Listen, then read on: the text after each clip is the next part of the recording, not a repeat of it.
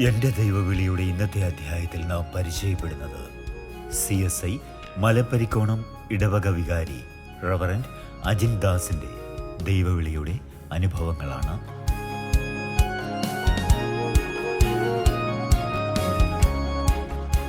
കൗമാര കാലയളവിൽ തന്നെ ദൈവവചനത്തിൽ ആകൃഷ്ടനായി കലാലയ ജീവിതകാലത്ത് ക്രിസ്തുവിനു വേണ്ടി ജീവിതം സമർപ്പിച്ച പുരോഹിത ജീവിതത്തിൻ്റെ വഴികൾ തിരഞ്ഞെടുത്ത റവറൻഡ് അജിൻ ദാസ് 2014 പുരോഹിതനായി അഭിഷേകം ചെയ്യപ്പെട്ടു.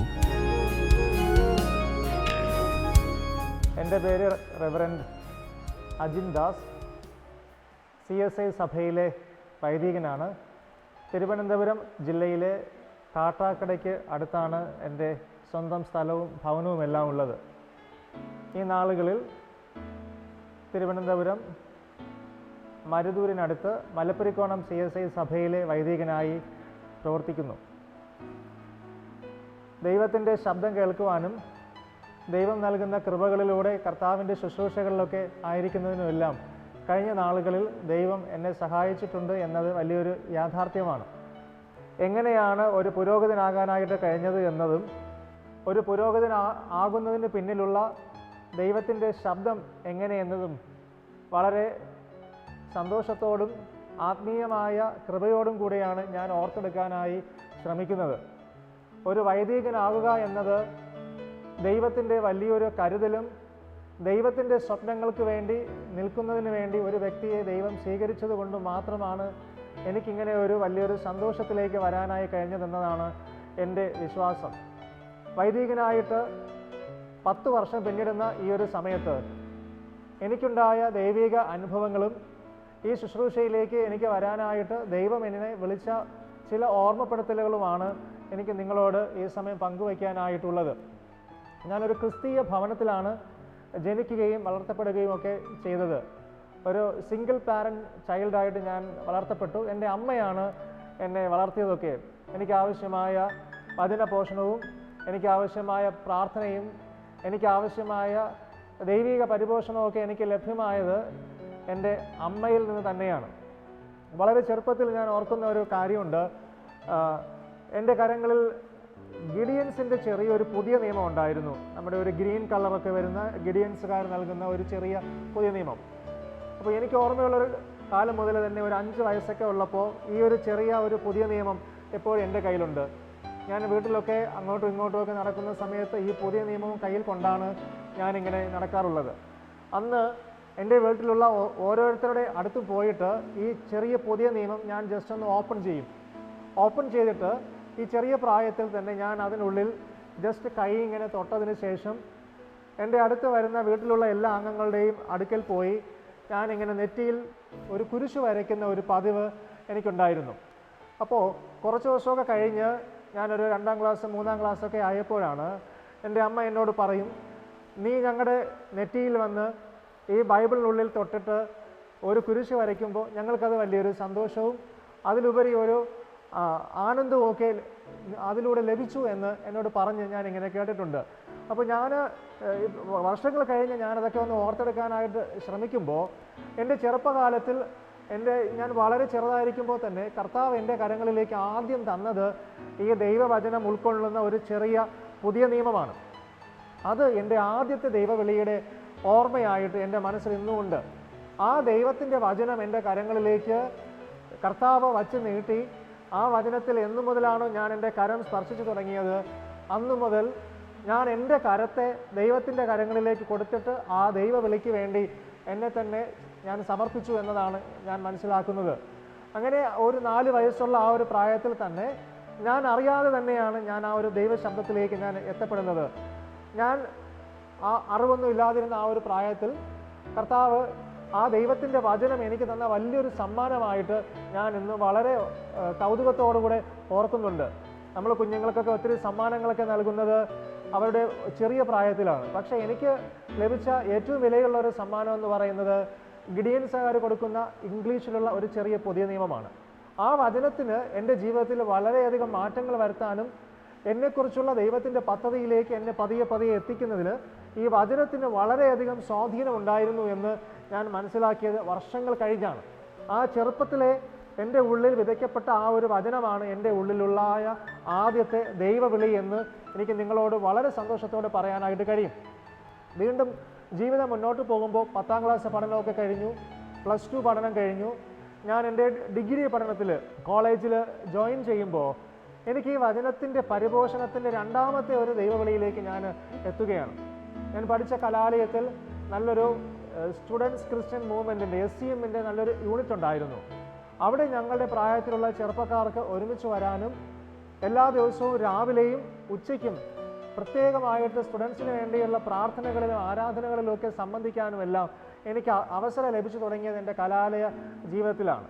ഒരു സാധാരണ കലാലയ ജീവിതത്തിലെ വിദ്യാർത്ഥിയെ പോലെ എൻ്റെ അധ്യയനമൊക്കെ ആരംഭിച്ച് ഞാൻ പഠനത്തിൽ ഓരോ ദിവസവും മുന്നോട്ട് പോകുമ്പോൾ എൻ്റെ ഡയറക്ഷൻ ഞാൻ അറിയാതെ തന്നെ മറ്റൊരു രീതിയിലേക്ക് ടേൺ ചെയ്ത് പോകുന്നത് എനിക്കെന്ന് മനസ്സിലായി. എൻ്റെ ക്ലാസ്സിലെ വിദ്യാർത്ഥികളൊക്കെ ആ സമയത്ത് ക്ലാസ്സിലെ കാര്യങ്ങളും മറ്റ് പഠന കാര്യങ്ങളിലുമൊക്കെ വളരെ തൽപരരായിരിക്കുമ്പോൾ എൻ്റെ ഒരു ഡയറക്ഷൻ അല്ലെങ്കിൽ ഞാൻ അറിയാതെ തന്നെ എൻ്റെ മനസ്സും എൻ്റെ ആഗ്രഹങ്ങളുമെല്ലാം രാവിലെ കോളേജിൽ നടത്തപ്പെടുന്ന SCMൻ്റെ പ്രഭാത ആരാധനയിലും ഉച്ചയ്ക്ക് ലഞ്ചിന് ശേഷം കോളേജിൽ നടത്തപ്പെടുന്ന രണ്ടാമത്തെ ആരാധനയിലുമാണ്. ഈ ആരാധനകളിലൂടെയാണ് വചനം വായിക്കാനും വചനം മറ്റുള്ളവരോട് പറയാനുമുള്ള ഒരു അവസരം എനിക്ക് കിട്ടിയത്.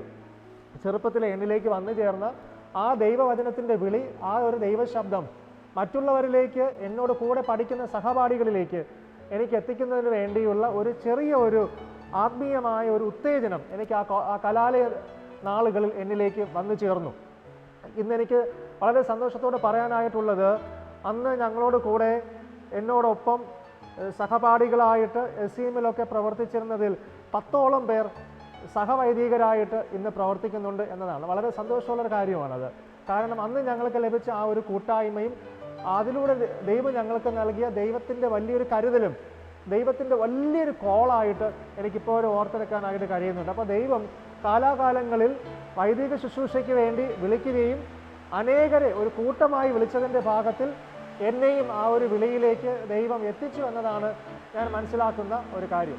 CSI ദക്ഷിണ കേരള മഹാ ഇടവകയ്ക്ക് കീഴിൽ നിരവധി മിഷൻ പ്രവർത്തനങ്ങൾക്ക് നേതൃത്വം നൽകുകയും കഴിഞ്ഞ 5 വർഷത്തോളമായി മലപ്പരിക്കോണം CSI ഇടവക വികാരിയായി ശുശ്രൂഷ ചെയ്തു വരികയുമാണ് റവറൻറ്റ് അജിൻദാസ്.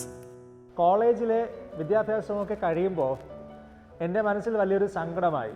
കാരണം ഇത്രയും ദിവസം എല്ലാ ദിവസവും രാവിലെ വചനം കേൾക്കാനും ഉച്ചയ്ക്ക് വചനം പങ്കുവയ്ക്കാനുമുള്ള നല്ലൊരു അവസരം ദൈവശബ്ദമായി എൻ്റെ ഉള്ളിൽ നിറഞ്ഞു നിൽക്കുമ്പോഴാണ് വേഗത്തിലുള്ള 3 വർഷത്തെ കലാലയ ജീവിതം അവസാനിക്കുന്നത്. എങ്ങനെയാണ് ഇനി മുന്നിലേക്ക് കർത്താവിന് വേണ്ടി പ്രവർത്തിക്കാനായിട്ട് കഴിയുക എന്നുള്ളൊരു ചിന്ത അങ്ങനെ മനസ്സിൽ വന്നപ്പോൾ എല്ലാ ഞായറാഴ്ചകളിലും ഞങ്ങളുടെ ഇടവകയോട് ചേർന്ന ഒരു ചെറിയ ഒരു ഭവനത്തിൽ സൺഡേ സ്കൂൾ ആരംഭിക്കുന്നു എന്നുള്ളൊരു വാർത്ത എന്നോട് എൻ്റെ ഒരു അങ്കിള് പറഞ്ഞു. ആ സൺഡേ സ്കൂളിൽ കുഞ്ഞുങ്ങളെ പോയി എല്ലാ ഞായറാഴ്ചകളിലും ഉച്ചയ്ക്ക് ശേഷം വചനം പഠിപ്പിക്കാമോ എന്നതായിരുന്നു എന്നോടുള്ള ചോദ്യം. എനിക്ക് വളരെയധികം സന്തോഷം തോന്നി. കാരണം ഈ കുഞ്ഞുങ്ങളോടൊപ്പം കുറച്ചു നേരം സമയം ചെലവിടുവാനും എന്നിലേക്ക് ദൈവം നൽകിയ ആ ദൈവവചനത്തിൻ്റെ ആ ഒരു ഉൾപ്രേരണ കുഞ്ഞുങ്ങളോട് പങ്കുവയ്ക്കാനും ലഭിക്കുന്ന വലിയൊരു അവസരമായി ഞാനതിനെ കരുതി. ഏകദേശം ഒരു 6 മാസത്തോളം ആ മക്കളോടൊപ്പം ദൈവവചനം അവരിലേക്ക് എത്തിക്കുന്നതിന് വേണ്ടി വളരെ സന്തോഷത്തോടു കൂടെ പ്രവർത്തിച്ചുകൊണ്ടിരിക്കുമ്പോഴാണ് വീണ്ടും അമ്പൂരി എന്നൊരു മലയോര പ്രദേശത്തേക്ക് എനിക്ക് ഒരു ചെറിയ ഇടവകയുടെ ശുശ്രൂഷകനായി തുടർന്ന് പ്രവർത്തിക്കുന്നതിനുള്ള ഒരു അവസരം സഭയുമായുള്ള ബന്ധത്തിൽ വേഗത്തിൽ വന്നു ചേരുന്നത്. അങ്ങനെ ഒരു ചെറിയൊരു ദൈവാലയം പണിയൊക്കെ പൂർത്തിയായി വരുന്നതേയുള്ളൂ. തറയിൽ സിമൻ്റ് ഒന്നും കൃത്യതയോടുകൂടെ ഇട്ടിട്ടൊന്നുമില്ല. സാധാരണക്കാരായ കുറച്ച് പേർ ആരാധനയ്ക്ക് വരുന്ന അതിസാധാരണമായ ഒരു ദൈവാലയം. ആ ദൈവാലയത്തിൽ ഒരു ചെറിയ ശുശ്രൂഷയ്ക്ക് വേണ്ടി ഞാൻ ആ ആലയത്തിലേക്ക് എത്തപ്പെടുകയാണ്. അങ്ങനെ ആ ആലയത്തിൽ ഒരു സഹശുശ്രൂഷകനായി എൻ്റെ ശുശ്രൂഷ ഞാൻ മുന്നോട്ട് കൊണ്ടുപോവുകയാണ്. അങ്ങനെ ആ ആലയത്തിലെ ശുശ്രൂഷകളൊക്കെ നടത്തിയിട്ട് പല ദിവസങ്ങളിലും രാത്രിയിലാണ് എൻ്റെ മടക്കയാത്ര. പല ദിവസങ്ങളിലും രാത്രി 12 മണിയൊക്കെ അടുപ്പിച്ച സമയങ്ങളിൽ ഞാൻ ബൈക്ക് യാത്ര ചെയ്ത് എൻ്റെ ഭവനത്തിലേക്ക് മടങ്ങും. അങ്ങനെ യാത്ര ചെയ്ത് മടങ്ങുന്ന സമയത്ത് അതിഘോരമായ ഒരു മഴയാണ്. ഈ മഴയിൽ ഞാൻ പോകുന്ന ഈ ബൈക്ക് യാത്രയുള്ള റോഡിൽ ഒരു മനുഷ്യൻ റോഡിൽ ഇങ്ങനെ വീണ് കിടക്കുകയാണ്. അദ്ദേഹത്തിൻ്റെ വാഹനം അദ്ദേഹത്തിൻ്റെ വശത്തായിട്ടുണ്ട്. അദ്ദേഹത്തിൻ്റെ ചുണ്ടിൻ്റെ ഒരു ഭാഗം അറ്റു തൂങ്ങിയിട്ടുണ്ട്, ഒരു കാത് കുറച്ച് വിട്ടുപോയിട്ടുണ്ട്. വെളിച്ചമൊന്നും കൃത്യമായിട്ടില്ല, എങ്കിലും അരണ്ട വെളിച്ചത്തിൽ അദ്ദേഹത്തിന് പറ്റിയ അപകടവും പരുക്ക് ഏതൊക്കെ മേഖലയിലാണ് ഉള്ളതെന്നും മനസ്സിലായി. ആരും സഹായിക്കാനായിട്ടില്ല. കുറച്ചു നേരം ഞാൻ ബൈക്ക് അവിടെ വച്ചതിന് ശേഷം ആരെങ്കിലും സഹായിക്കാനായിട്ട് വരുന്നുണ്ടോ എന്ന് നോക്കിക്കൊണ്ട് നിൽക്കുകയാണ്. ആരെയും കാണുന്നില്ല. ഒടുവിൽ ഞാൻ എൻ്റെ ബൈക്കിൻ്റെ പുറകിൽ ഈ മനുഷ്യനെ എടുത്തിരുത്തിയിട്ട് എൻ്റെ കയ്യിൽ ചെറിയൊരു തുണി ഉണ്ടായിരുന്നു, അദ്ദേഹത്തെ എന്നോട് ചേർത്ത് കെട്ടിവെച്ചിട്ട് നേരെ ഒരു ഹോസ്പിറ്റലിലേക്ക് കൊണ്ടുപോയി. ഏകദേശം 3-4 മണിയായിക്കാണ് ഞാനന്ന് രാവിലെ സമയമാണ് ഭവനത്തിലെത്തിയപ്പോൾ. അമ്മ എന്നെ കാത്തിരിക്കുന്നുണ്ട്, എന്തുകൊണ്ടാണ് ഇത്രയും വൈകിയതെന്ന് ചോദിച്ചു. അപ്പോൾ ഞാൻ പറഞ്ഞു, ഞാൻ പള്ളിയിൽ നിന്ന് വരുന്ന വഴിയിൽ ഇങ്ങനെ ഒരു കാര്യമുണ്ടായി, ആ മനുഷ്യനെ ആ വഴിയിൽ ഉപേക്ഷിച്ച് വരാനായിട്ട് എനിക്ക് തോന്നിയില്ല, അതുകൊണ്ടാണ് ഞാൻ വൈകിയതെന്ന് അമ്മയോട് പറഞ്ഞു. ഞാനിത് പറയുമ്പോൾ തന്നെ കർത്താവ് എന്നോടൊരു പുതിയൊരു കാര്യം എന്നെ പഠിപ്പിക്കുകയായിരുന്നു. എൻ്റെ ദൈവവിളിയുടെ ഒരു പുതിയ തലമായിട്ട് ഞാൻ അതിനെ കണ്ടു. എന്നോട് കർത്താവ് പറഞ്ഞത് ഇങ്ങനെയാണ്: ഇതുപോലെ അനേകർ ഈ ലോകത്തിൽ വീണ് കിടക്കുന്നുണ്ട്. പല പ്രശ്നങ്ങളിലും, രോഗങ്ങളിലും, ദുരിതങ്ങളിലും, ശരീരത്തിനും മനസ്സിനും ഒരുപോലെ പ്രതിസന്ധികൾ വന്ന് വീണ് കിടക്കുന്ന ധാരാളം പേരുണ്ട്. അവരിലേക്ക് ദൈവശബ്ദമാകുന്ന ദൈവത്തിൻ്റെ സ്നേഹത്തെ എത്തിക്കാനായിട്ട് നീ പോകണം എന്നൊരു ഉൾപ്രേരണ എൻ്റെ ഉള്ളിൽ വേഗത്തിൽ വന്നങ്ങ് നിറയുകയുണ്ടായി. അതെനിക്ക് വളരെ പ്രചോദനം തോന്നി. കാരണം ഞാൻ പോകുന്ന യാത്രയിൽ ദൈവത്തിന് എന്നിലൂടെ അനേകരിലേക്ക് വെളിച്ചം എത്തിക്കാനായിട്ടുള്ള ഒരു കോൾ അതിലുണ്ട് എന്നുള്ളത് ആ ഒരു കാര്യത്തിലൂടെ തന്നെ എനിക്ക് വ്യക്തമായി. പിന്നീട് ഞാൻ ഒരിക്കലും പിന്നിലേക്ക് തിരിഞ്ഞു നോക്കേണ്ടതായിട്ട് വന്നിട്ടേയില്ല. 2010 ഞാൻ എൻ്റെ വൈദിക വിദ്യാഭ്യാസത്തിന് നാട്ടിൽ നിന്നും ബാംഗ്ലൂരിലേക്ക് പോവുകയാണ്. 4 വർഷം അവിടെ വൈദിക വിദ്യാഭ്യാസത്തിൽ എനിക്ക് ദൈവികമായ ഒത്തിരി അനുഭവങ്ങൾ എനിക്ക് എടുത്ത് പറയാനായിട്ട് സാധിക്കും. അതിൽ ഒന്നെന്ന് പറയുന്നത്, കൃത്യമായിട്ട് എനിക്ക് പ്രാർത്ഥിക്കുന്നതിനുള്ള ഒരു അവസരം എൻ്റെ ഭവനത്തിൽ നിന്ന് ലഭിച്ചതിനേക്കാളും എനിക്ക് ലഭ്യമാകുന്നത് എൻ്റെ കലാലയ ജീവിതത്തെക്കാളും എൻ്റെ സെമിനാരി ലൈഫിലാണ്. ആ ഒരു ചെറിയ കാലഘട്ടത്തിനിടയിൽ, ആ 4 വർഷത്തിനിടയിൽ എൻ്റെ ജീവിതത്തെ കർത്താവ് വളരെയധികം പുതിയ തലങ്ങളിലേക്ക് കൊണ്ടുപോകുന്ന ഒരു അവസരം എനിക്ക് മനസ്സിലാക്കാനായിട്ട് കഴിഞ്ഞിട്ടുണ്ട്. അന്ന് ഞാൻ മനസ്സിലാക്കിയത്, ഏതെല്ലാം കാര്യങ്ങൾക്ക് വേണ്ടി ഞാൻ പ്രാർത്ഥനയോടും ഒരുക്കത്തോടും വചനത്തിൻ്റെ ശക്തിയോടും കൂടെ ഇറങ്ങി പുറപ്പെട്ടിട്ടുണ്ടോ അവിടെയെല്ലാം ദൈവം എനിക്ക് വിജയം നൽകിയിട്ടുണ്ട് എന്നതാണ്. ഒരു മേഖലയിലും എനിക്കൊരു പരാജയം ഏൽക്കേണ്ടതായിട്ട് വന്നിട്ടില്ല. ഒരു മേഖലയിലും ഒരു തോൽവി എൻ്റെ മുമ്പിൽ വന്നിട്ടില്ല. പ്രതിസന്ധികളും പ്രശ്നങ്ങളും ഒക്കെ എപ്പോൾ വന്നാലും ഉടനെ ദൈവത്തിൻ്റെ ശബ്ദം ഒരു ഉൾവിളിയായി എൻ്റെ ഉള്ളിലേക്ക് എത്തും. ആ ഒരു ഉൾവിളി എന്ന് പറയുന്നത് എൻ്റെ ജീവിതത്തെ എപ്പോഴും ശക്തിപ്പെടുത്തുന്ന ഒരു ദൈവ സാന്നിധ്യമാണ്. ആ ഒരു ദൈവ സാന്നിധ്യം എന്നോട് കൂടെ ഉണ്ടായിരുന്നത് കൊണ്ട് ആ കലാലയ നാളുകളിൽ, എൻ്റെ സെമിനാരി ജീവിതത്തിൽ, ഈ 2 മേഖലകളിലുമെല്ലാം ദൈവം എനിക്ക് ഓരോ ദിവസവും പുതിയ പുതിയ അനുഭവങ്ങളിലൂടെ കർത്താവിലേക്ക് ഇങ്ങനെ എന്നെ ചേർത്ത് വിളിച്ചു കൊണ്ടുപോകുന്ന ഒരു അനുഭവം എനിക്ക് വളരെ കൃത്യതയോടുകൂടി അനുഭവിക്കാനായിട്ട് കഴിയുന്നുണ്ട്. 2014 കലാലയ ജീവിതമൊക്കെ കഴിഞ്ഞു.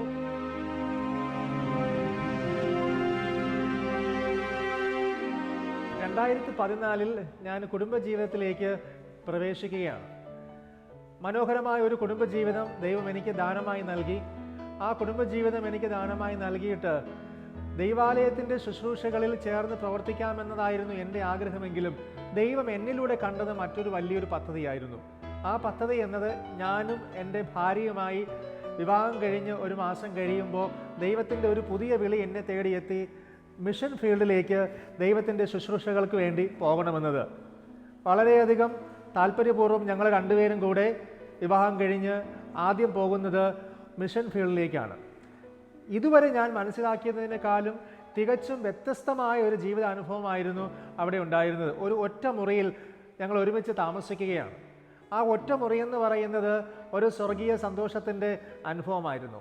ഈ ഒരു മുറിക്കുള്ളിലാണ് ഞങ്ങൾ കിടക്കുന്നതും, ഞങ്ങൾ വചനം പഠിക്കുന്നതും, ഞങ്ങൾ ഭക്ഷണം ഉണ്ടാക്കുന്നതും എല്ലാം ഈ ഒരു മുറിക്കുള്ളിലാണ്. അതൊരു വലിയൊരു ദൈവത്തിൻ്റെ ഒരു വിളി പോലെ എനിക്ക് തോന്നി. ഒരു മുറിയിലുള്ള ഞങ്ങളുടെ ജീവിതം എന്ന് പറയുന്നത് ഞങ്ങളെ ഒരു പുതിയ കാര്യം കർത്താവ് പഠിപ്പിക്കുന്നത് പോലെയാണ് എനിക്ക് തോന്നിയത്.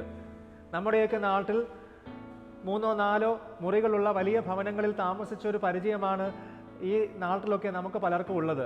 എനിക്കും അങ്ങനെ ഒരു പരിചയമാണ് ഉണ്ടായിരുന്നത്. പക്ഷെ ഒരു മുറിക്കുള്ളിൽ ഒതുങ്ങി നിൽക്കുന്ന ആ വലിയൊരു ദൈവ സാന്നിധ്യം എത്ര വലുതാണെന്ന് എനിക്ക് മനസ്സിലാക്കി തരാനായിട്ട് ദൈവം എന്നെ വിളിച്ച് ആ ദേശത്തേക്ക് കൊണ്ടുപോയതുപോലെയാണ് എനിക്ക് തോന്നിയത്. ഏത് പരിമിതമായ സാഹചര്യത്തിലും ദൈവത്തിന് വേണ്ടി നിലകൊള്ളുന്നത് എങ്ങനെയാണെന്ന് ഞാൻ പഠിച്ചത് അങ്ങനെയാണ്. ഏത് പരിമിതമായ സാഹചര്യത്തിലും ദൈവശബ്ദം കേട്ട് എങ്ങനെയാണ് മുന്നേറേണ്ടതെന്ന് എനിക്ക് ബോധ്യമായതും ആ കാലയളവിലാണ്. ആ നാളുകളിൽ എന്നെ ഏൽപ്പിച്ച ഒരു ചുമതല എന്നത് അവിടുത്തെ കുറച്ച് കുട്ടികളെ പഠിപ്പിക്കുക എന്നതാണ്. സ്കൂളിൽ 10ാം ക്ലാസ്സും അതിന് താഴെയുള്ള കുഞ്ഞുങ്ങളെ പഠിപ്പിക്കുക എന്നൊരു പ്രധാനപ്പെട്ട ജോലിയാണ് ആ നാളിൽ എന്നെ ഏൽപ്പിച്ചത്. വൈദിക വിദ്യാഭ്യാസം കഴിഞ്ഞു വന്ന എനിക്ക് ഈ കുഞ്ഞുങ്ങളുടെ ഇടയിലേക്ക് എന്താണ് പറഞ്ഞു കൊടുക്കാനായിട്ട് സാധിക്കുക? അക്രൈസ്തവരായ ധാരാളം പേര് പാർക്കുന്ന ഒരു ഇടമാണ്. പക്ഷെ ദൈവത്തിൻ്റെ വിളി എന്നത് ഞാൻ എൻ്റെ കലാലയ ജീവിതത്തിൽ പഠിച്ച അതേ വിഷയം ഈ കുഞ്ഞുങ്ങൾക്ക് ട്യൂഷനായി എടുക്കുന്നു. ഏറ്റവും ഒടുവിൽ ഞങ്ങൾ അവിടെ നിന്ന് ആ ഒരു വർഷം കഴിയുമ്പോൾ ആ കുഞ്ഞുങ്ങളെല്ലാം മികച്ച വിജയം, 90% വിജയം ആ വിഷയങ്ങളിൽ നേടി അവർ വളരെ സന്തോഷത്തോടു കൂടെ 10ാം ക്ലാസ്സിലെ കുഞ്ഞുങ്ങളൊക്കെ പാസ് ഔട്ട് ആവുകയാണ്. എന്നാൽ ഇതിനോടൊപ്പം ആ കുഞ്ഞുങ്ങളിലേക്ക് എനിക്ക് നൽകാനായിട്ട് കഴിഞ്ഞ വലിയൊരു ദൈവസ്നേഹമുണ്ട്. ഓരോ ദിവസവും ഞാൻ ആ കുഞ്ഞുങ്ങളെ പഠിപ്പിക്കുമ്പോഴും അവരോട് ആദ്യം പറഞ്ഞു തുടങ്ങുന്നത് ദൈവവചനത്തിൻ്റെ ഏതെങ്കിലും സാരാംശങ്ങളായിരിക്കും. അക്രൈസ്തവരായിരുന്ന പല ജീവിത രീതികളിൽ നിന്ന്, മേഖലകളിൽ നിന്ന് കടന്നു വന്ന ആ കുഞ്ഞുങ്ങളിലേക്ക് എനിക്ക് അങ്ങനെ ദൈവത്തിൻ്റെ ആ ഒരു ശബ്ദവും ദൈവത്തിൻ്റെ സ്നേഹവും ദൈവത്തിന് ആ മക്കളോടുള്ള കരുതലും ഒക്കെ എത്തിക്കാനായിട്ട് കഴിഞ്ഞു എന്നത് ഞാൻ വളരെ സന്തോഷത്തോടെ, ദൈവം എന്നെ വിളിച്ച് ഓരോരോ തലങ്ങളിലേക്ക് ഞാൻ അറിയാതെ എന്നെ കൊണ്ടുപോയത് ഞാൻ ഈ സമയം ഓർത്തു പോവുകയാണ്. ഇന്നും ആ കുഞ്ഞുങ്ങളെക്കുറിച്ച് ഓർക്കുമ്പോൾ, ആ കുഞ്ഞുങ്ങൾ മെസ്സേജ് അയക്കുമ്പോൾ, ആ കുഞ്ഞുങ്ങൾ പലപ്പോഴും വിളിക്കുമ്പോഴും ഒക്കെ മറ്റുള്ളവരിലേക്ക് എങ്ങനെയാണ് ദൈവത്തിൻ്റെ സ്നേഹവും കരുതലും ഒക്കെ എത്തിക്കാനായിട്ട് കഴിയുന്നത് എന്നത് ദൈവവിളിക്ക് കാതോർത്ത് നിന്ന് മുന്നേറിയ ആ ജീവിത അനുഭവങ്ങളിൽ നിന്ന് വ്യക്തമായി എനിക്കിന്ന് തിരിച്ചറിയാനായി സാധിക്കുന്നുണ്ട്. തുടർന്ന് നാട്ടിലേക്ക് വരുന്നു. പൂർണ്ണ സമയ വൈദികനായി 2015 ഒരു സഭയുടെ ശുശ്രൂഷകനാക്കി ഓർഡിനേഷൻ നൽകി ദൈവം നാട്ടിൽ ശുശ്രൂഷകൾക്ക് വേണ്ടി നിയോഗിക്കുമ്പോൾ പുതിയ തലങ്ങളിലേക്കായിരുന്നു ദൈവം ശുശ്രൂഷയുമായി ബന്ധപ്പെട്ട് എന്നെ കൊണ്ടുപോയത്. ഓരോ പ്രദേശങ്ങളിൽ ശുശ്രൂഷയുമായി ബന്ധപ്പെട്ട് പോകുമ്പോഴും ഓരോരുത്തരുടെയും ജീവിത വേദനകൾ, യാതനകൾ, അവരുടെ പ്രയാസങ്ങളൊക്കെ കൃത്യതയോടുകൂടെ കർത്താവ് ദൈവശബ്ദമായി പറഞ്ഞു തരുന്ന ഒരു അനുഭവം എനിക്ക് വ്യക്തമായി ഇന്നും തിരിച്ചറിയാനായി സാധിക്കുന്നുണ്ട്. എന്നാൽ ഈ ശുശ്രൂഷയുടെ മേഖലകൾക്കിടയിലും കണ്ണീരുകൾ വീഴ്ത്തിയ പല അനുഭവങ്ങളുമുണ്ട്. പലരുടെയും ജീവിതത്തിൽ വേഗത്തിൽ വന്നുപോയ ചില ദുരിതങ്ങൾ, എന്നോടൊപ്പം ഉണ്ടായിരുന്ന പലരുടെയും വേഗത്തിലുള്ള അന്ത്യം, അതൊക്കെ എൻ്റെ ജീവിതത്തെ വല്ലാതെ സ്വാധീനിച്ചിട്ടുള്ള അല്ലെങ്കിൽ വല്ലാതെ വേദനിപ്പിച്ചിട്ടുള്ള ചില കാര്യങ്ങളുമാണ്. അതിലെനിക്ക് എടുത്തു പറയാനായിട്ടുള്ളത്, സെമിനാരിയിൽ എൻ്റെ ഒരു വർഷം സീനിയറായിട്ട് പഠിച്ച മിടുക്കനായ മാർത്തോമാ സഭയിലെ ഒരു വൈദികനുണ്ട്. എല്ലാവരും ഇഷ്ടപ്പെട്ടിരുന്ന, വളരെ മനോഹരമായി ശുശ്രൂഷ ചെയ്തു വന്നിരുന്ന ഒരു വൈദികൻ. അദ്ദേഹത്തെക്കുറിച്ച് കേട്ടത്, വേഗത്തിൽ അദ്ദേഹത്തിന് ക്യാൻസർ വന്നു. ചില വർഷങ്ങൾ അദ്ദേഹം ട്രീറ്റ്മെൻറ്റിലായിരുന്നു. അതിന് ഒടുവിൽ ഒത്തിരി പ്രയോജനപ്പെടേണ്ടിയിരുന്ന അദ്ദേഹം ഈ ലോകത്തിൽ നിന്ന് എടുത്തു മാറ്റപ്പെട്ടു. സങ്കടത്തോടു കൂടിയാണ് ആ വാർത്തകളൊക്കെ എൻ്റെ ഹൃദയത്തിൽ ഇപ്പോഴും ഞാൻ സൂക്ഷിക്കുന്നത്. ഞാനിത് പറയുമ്പോൾ ദൈവത്തിൻ്റെ വിളി എന്നത് സന്തോഷത്തോടൊപ്പം ചില വേദനകളുമൊക്കെ ഹൃദയങ്ങളിൽ ഉള്ളതാണ്.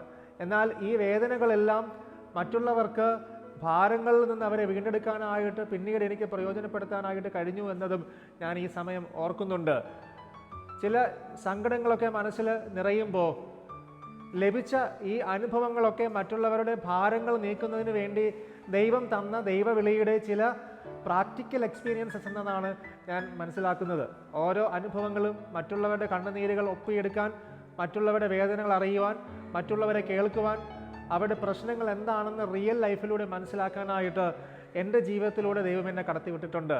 അതും എൻ്റെ ദൈവവിളിയുടെ ഭാഗമായി എനിക്ക് ദൈവം നൽകിയ ദൈവികമായ ബോധ്യങ്ങളും യഥാർത്ഥ ജീവിത അനുഭവങ്ങളുടെയൊക്കെ പശ്ചാത്തലത്തിൽ തന്നെയാണ് എനിക്ക് നിങ്ങളോട് പറയാനായിട്ട് കഴിയുക.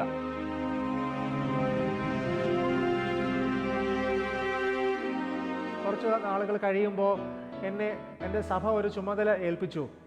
കുഞ്ഞുങ്ങൾക്കിടയിലുള്ള ഒരു ശുശ്രൂഷ. ആ ശുശ്രൂഷയിൽ കുഞ്ഞുങ്ങൾക്ക് വേണ്ടി എല്ലാ മാസവും പ്രസിദ്ധീകരിക്കുന്ന ഒരു മാഗസീൻ ഉണ്ട്. കുട്ടികൾക്ക് വേണ്ടി മാത്രം പ്രസിദ്ധീകരിക്കുന്ന മനോഹരമായ ഒരു മാഗസീൻ. ആ മാഗസീനിൻ്റെ ചീഫ് എഡിറ്റർ എന്നുള്ള ചുമതല കുഞ്ഞുങ്ങൾക്ക് വേണ്ടി ചെയ്യാനായിട്ട് എൻ്റെ മുന്നിൽ ഒരു ദൈവവിളി എത്തുകയാണ്. ഞാൻ ആ ചുമതല ഏറ്റെടുക്കുമ്പോൾ എനിക്ക് ആ മേഖലയിൽ ഒട്ടും തന്നെ പ്രാവീണ്യമില്ലായിരുന്നു. എങ്ങനെയാണ് ഈ കുഞ്ഞുങ്ങൾക്ക് പ്രചോദനകരമായ രീതിയിൽ ഈ മാഗസീനെ ക്രമീകരിക്കേണ്ടത്, അതിനെങ്ങനെയാണ് എഡിറ്റ് ചെയ്യേണ്ടത്, അതിൻ്റെ ചീഫ് എഡിറ്റർ എന്ന നിലയിൽ എങ്ങനെയാണ് എനിക്ക് പ്രവർത്തിക്കേണ്ടതെന്നുള്ളതൊന്നും എനിക്ക് കൃത്യമായ ഒരു ബോധ്യവുമില്ലായിരുന്നു.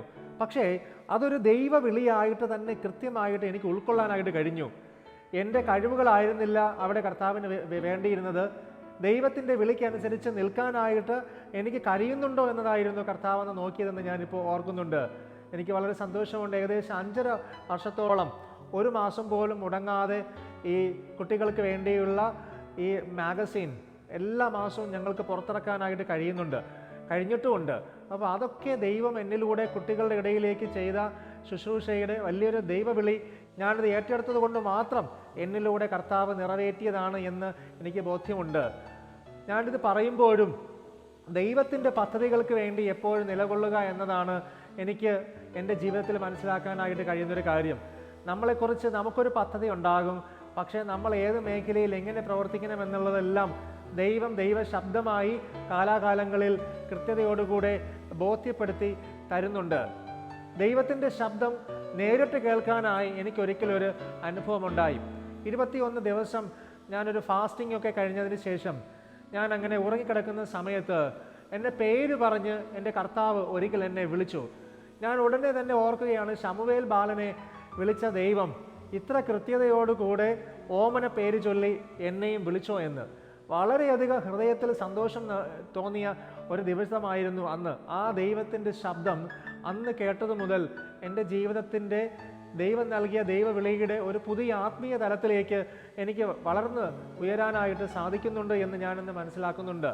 2025 ഫെബ്രുവരി മാസമാണ് എനിക്ക് അങ്ങനെ ഒരു ദൈവീകമായ അനുഭവം ദൈവവിളിയായി പുതിയൊരു തലത്തിലേക്ക് ദൈവം എന്നെ എത്തിച്ചതെന്ന് ഞാൻ ഈ സമയം നിങ്ങളോടൊന്ന് പറയട്ടെ. അങ്ങനെ ഓരോ ദിവസവും പ്രാർത്ഥനയോടുകൂടെ ദൈവസന്നിധിയിൽ ചേർന്നിരിക്കാനായിട്ട് ഒരു ചിന്ത ദൈവം എൻ്റെ മനസ്സിലേക്ക് തരികയാണ്. ദൈവവചനത്തിൻ്റെ സന്നദ്ധിയിൽ കൂടുതൽ സമയം ഇരിക്കണമെന്ന് എനിക്കൊരു ഉൾവിളി ഉണ്ടാകുകയാണ്. ദൈവവചനത്തിൻ്റെ സന്നദ്ധിയിൽ അധിക നേരം വചനം പഠിക്കാനായി ഇരിക്കണമെന്നുള്ള ഒരു ഉൾവിളി എൻ്റെ ഉള്ളിൽ നിന്ന് ഉണ്ടാവുകയാണ്. അതുവരെ ഞാൻ ചെയ്തിരുന്നത് ഒരുപക്ഷെ ഒരു പ്രസംഗം ചെയ്യുന്നതിന് വേണ്ടി വചനം പഠിക്കുമായിരിക്കും, അതിനുവേണ്ടി ഞാൻ കുറച്ചൊക്കെ പ്രിപ്പയർ ചെയ്യുമായിരിക്കും. പക്ഷേ എനിക്ക് വേണ്ടി ദൈവസന്നിധിയിൽ വചനം പഠിക്കാനായിട്ട് ഇരിക്കുന്നത് വളരെ കുറവായിരുന്നു. പക്ഷെ ഇങ്ങനെ ഒരു കോൾ എനിക്ക് കിട്ടിയപ്പോൾ അധിക സമയം ദൈവത്തിൻ്റെ സന്നിധിയിൽ വളരെ വിനയത്തോടുകൂടെ ഇരിക്കണമെന്നുള്ള ഒരു ആഗ്രഹം എൻ്റെ ഉള്ളിൽ ഇങ്ങനെ ഉണ്ടായി. അധിക സമയം വചനം വായിച്ചു തുടങ്ങിയപ്പോൾ എൻ്റെ ഉള്ളിൽ വല്ലാത്ത ഒരു വെളിച്ചം ദൈവം നൽകുന്നത് എനിക്ക് മനസ്സിലായി. എൻ്റെ ജീവിതത്തിൽ ഉണ്ടായിരുന്ന പ്രതിസന്ധികളും പ്രശ്നങ്ങളും ഒക്കെ ഞാൻ അറിയാതെ എന്നെ വിട്ട് പോകുന്നത് എനിക്ക് മനസ്സിലായി. എനിക്ക് നൽകിയ എൻ്റെ കുടുംബജീവിതത്തിൽ പല രീതിയിലുള്ള സങ്കടങ്ങൾ എനിക്ക് നേരിട്ട സന്ദർഭങ്ങളൊക്കെ ഉണ്ടായിട്ടുണ്ട്. അവിടെയെല്ലാം തലമുറകളെ നൽകി ദൈവം എൻ്റെ ജീവിതത്തെ അനുഗ്രഹിച്ചു എന്നതും വളരെ സന്തോഷത്തോടുകൂടെ എനിക്ക് നിങ്ങളോട് പങ്കുവയ്ക്കാനായിട്ട് സാധിക്കും.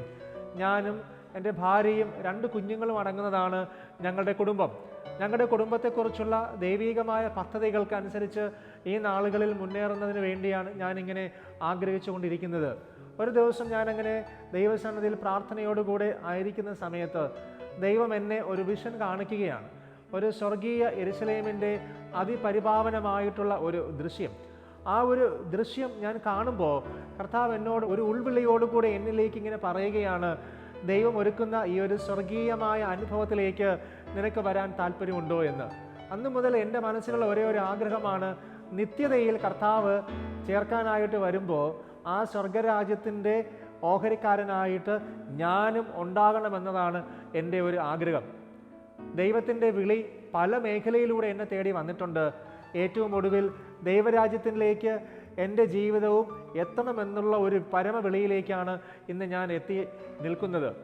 എനിക്ക് ദൈവം നൽകിയ ദൈവവചനത്തിലൂടെ തുടങ്ങി ദൈവവചനം പങ്കുവച്ച് എൻ്റെ സ്വന്തം ജീവിതത്തിലൂടെ, ജീവിത അനുഭവങ്ങളിലൂടെ, സഭാ ശുശ്രൂഷകളിലൂടെ എല്ലാം ഞാൻ മുന്നേറി ഇന്ന് ഇവിടെ എത്തി നിൽക്കുമ്പോൾ എല്ലാ സ്തുതിയും എല്ലാ മഹത്വവും സർവശക്തനായ കർത്താവിന് മാത്രമേ എനിക്ക് നൽകാനായിട്ടുള്ളൂ. എൻ്റെ ഒരു കഴിവ് കൊണ്ടോ എൻ്റെ ഒരു പ്രാപ്തി കൊണ്ടോ ഒന്നും എനിക്ക് ഒരു മേഖലയിലേക്കും എത്താനായിട്ട് കഴിഞ്ഞിട്ടില്ല. ഞാൻ എന്തെങ്കിലുമൊക്കെ ആയിട്ടുണ്ട് എങ്കിൽ അതെല്ലാം എൻ്റെ ദൈവത്തിൻ്റെ വലിയ സ്നേഹവും ദൈവത്തിൻ്റെ വലിയ കരുതലുമാണ്. നിങ്ങളോട് എനിക്ക് പറയാനായിട്ടുള്ളത്, ദൈവത്തിൻ്റെ ശബ്ദം കേൾക്കാനായിട്ട് നമ്മൾ ആഗ്രഹിക്കണം. ദൈവത്തിൻ്റെ വിളിക്ക് വേണ്ടി നമ്മൾ താല്പര്യത്തോടുകൂടെ നിൽക്കണം. ആ ഒരു വിളിക്ക് വേണ്ടി നമ്മൾ താല്പര്യത്തോടു കൂടെ നിൽക്കുമ്പോൾ നമ്മളുടെ ഓരോ വ്യക്തികളെക്കുറിച്ചും ദൈവത്തിനുള്ള പദ്ധതികൾ നമ്മുടെ മുന്നിൽ ഇങ്ങനെ വെളിപ്പെട്ടു വരും.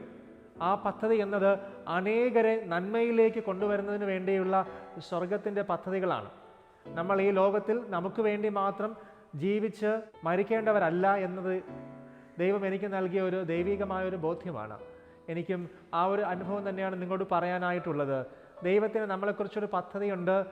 ദൈവത്തിന് നമ്മളെക്കുറിച്ചുള്ള ചില ആഗ്രഹങ്ങളുണ്ട്. നമ്മളുടെ വിളികൾ കൃത്യസമയത്ത് ഡിലേ ആയി പോകാതെ നമ്മൾ അതിനെ ഏറ്റെടുത്ത് മുന്നേറിക്കഴിഞ്ഞാൽ നിങ്ങളെക്കുറിച്ചുള്ള ദൈവത്തിൻ്റെ പദ്ധതികളും അതിസുന്ദരമായി സ്വർഗം തീരുമാനിച്ചതുപോലെ നടപ്പിലാക്കപ്പെടും. എല്ലാവർക്കും എല്ലാ നന്മകളും ഉണ്ടാകട്ടെ. നന്ദി. കൗമാരകാലത്ത് കണ്ടറിഞ്ഞ ദൈവസ്നേഹത്തിൻ്റെ പാതകൾ പിന്തുടർന്ന് ക്രിസ്തുവിൻ്റെ ശുശ്രൂഷകനായി ജീവിതം വേർതിരിച്ച റവറൻഡ് അജിൻദാസ് തൻ്റെ പുരോഹിത ശുശ്രൂഷയോടൊപ്പം നിരവധിയായ സുവിശേഷീകരണ പ്രവർത്തനങ്ങൾക്കും കുടുംബമായി നേതൃത്വം നൽകി വരുന്നു. പുരോഹിത ശുശ്രൂഷയിൽ 10 വർഷങ്ങൾ പൂർത്തിയാക്കുന്ന മലപ്പരിക്കോണം CSI ഇടവക വികാരി റവറൻഡ് അജിൻദാസിൻ്റെ ജീവിതാനുഭവങ്ങളും സാക്ഷ്യങ്ങളും പങ്കുവച്ചുകൊണ്ട് എൻ്റെ ദൈവവിളിയുടെ ഇന്നത്തെ അധ്യായം ഇവിടെ പൂർണ്ണമാകുന്നു.